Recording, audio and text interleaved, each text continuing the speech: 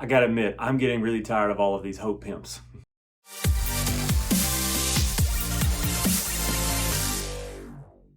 Hello everybody, hope you're having a great day today. If you don't mind, hit the like button, subscribe to the channel, let's share it. If you're watching on social media right now, make sure you like this and you share it. I just want to get the message of hope out there. And I want to talk about this idea of what I like to call hope pimps, okay? And I want to tell you about something that happens to me all the time, right? Is we have like this, we have a website for our church, experiencerlc.com. And every once in a while, we'll get an email from the church or for the church that just says, hey, just went on your website. I think it's wonderful. I think you're doing a great job, whatever. Well, since I kind of host the site myself, they'll send this over to me. It's just an encouragement. Pastor, great job. Somebody likes it. So I'll send them an email and I'll be like, thank you so much. We really work hard on it. Then they'll send another one. This is something I like about it. This is something I like about it. And I just get even more excited, right? And then they set that hook and then it's, by the way, I work for this web design company and I can make it even better. I'm like, oh, you're wanting me to give you money. Okay, I get it now. Okay, this wasn't just encouragement. There was a reason, right? And have you ever felt like that in your life? When you feel like people are encouraging you, patting you on the back, whatever, but it's because they got a reason, right? There's a hidden agenda behind it. And not necessarily even nefarious, not evil, but there is an agenda, right? Well, I just want to encourage some of you that Jesus said in the book of John, there was this moment when Mary and Martha had lost their brother, Lazarus. The Bible said that Jesus showed up and he had already died. Lazarus had already died. And they were so upset. And both of them separately said, Jesus, if you'd only been here, my brother wouldn't have died. And all around them were these different mourners who were just mourning. And the Bible even says in one part, they may have even been professional mourners. Back then, that you actually could pay people to pretend to be sad at your funeral as a sign of respect. Look how respected this person was. These people are tore up and upset. So these professional people who are wanting you to mourn so that they can mourn with you so they can get paid, right? You know what I mean? And so you imagine this setting. Mary and Martha surrounded by probably well-meaning people, but then also professional mourners. And then Jesus looks at them and says, don't cry, it's okay. Well, people are laughing. Oh, what are you talking about? And I wonder if in the back of their mind, they're going, Jesus, you're messing up my gig here, all right? I'm gonna get paid for this. And he said, you know what? I am the resurrection and the life. He who believes in me, though he may die, he may live. He said, I am the resurrection and the life, the hope of life. And the reason why I want to say that is I feel like we're living in a world right now that is trying to peddle hope. They're trying to sell you on their version of hope. You've got one side of the political aisle that's saying everything the other person's doing is wrong, and so you just line up with us and we'll have a better tomorrow. And then you got the other side that's saying the exact same thing in reverse. It's their fault.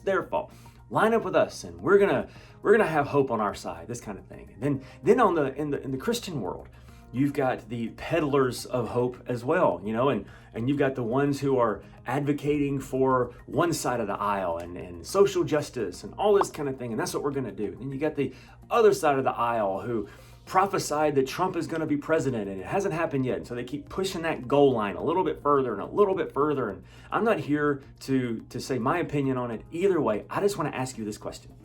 Where are you placing your hope? Are you placing your hope in their words? Are you placing their hope in what they're saying? And here's the question. Why are they giving you this hope? If they're a politician giving you this hope, does the fact that you line up with them, does it help their agenda? Yeah. How about in the religious world?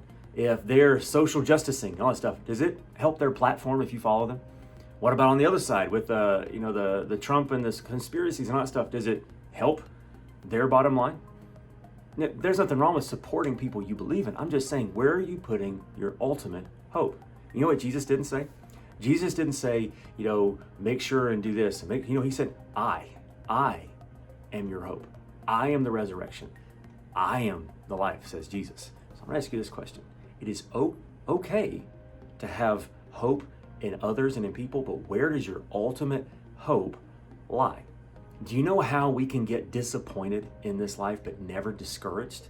It's because our ultimate hope is not in a politician, it's not in a religious leader, It's not in organizers. These things, we can admire people. We can have people like that as mentors in our life, but ultimately our hope is in Jesus. I just want to encourage you. I want you to think really deeply about some of the flags you're waving, okay? Whatever they are, whatever side of the aisle you're on, you're waving their flag. Whatever you think about social justice and you're waving that flag. Whatever you think about racial justice, all these different things. Let me ask you this question. Why are you waving the flag? Are you waving it because you read a social media post somewhere and it sounded pretty good to you? Are you waving it because you're generally a kind-hearted, good person? And the idea of someone being maligned or criticized or hurt, something must be done. There must be justice. Okay, I think that's where most people fit. If you're not evil, you're passionate. So here's the thing. Why are you waving that flag? And is it doing any good? Instead, what if you wave the flag of Jesus? That there is only hope in Jesus. Well, Pastor, what does that mean? Well, that there's only hope in Jesus. And the closer we follow him, not our opinions, we say, I don't have an opinion, I have a Bible. That's what I have. And his word is relevant. Pastor, but his word says this. Yeah, it does. I'm going to tell you something. There's some things in this Bible I don't like. I don't like it at all. But you know what? The Creator knows how to operate the machinery. Right? He created us, so he knows how our life would work best. And so here's the thing. I don't have an opinion. I have a Bible.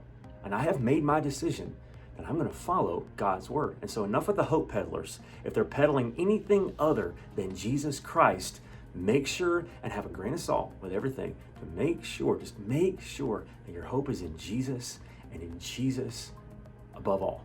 Hope you have a great day. I'll see you next time.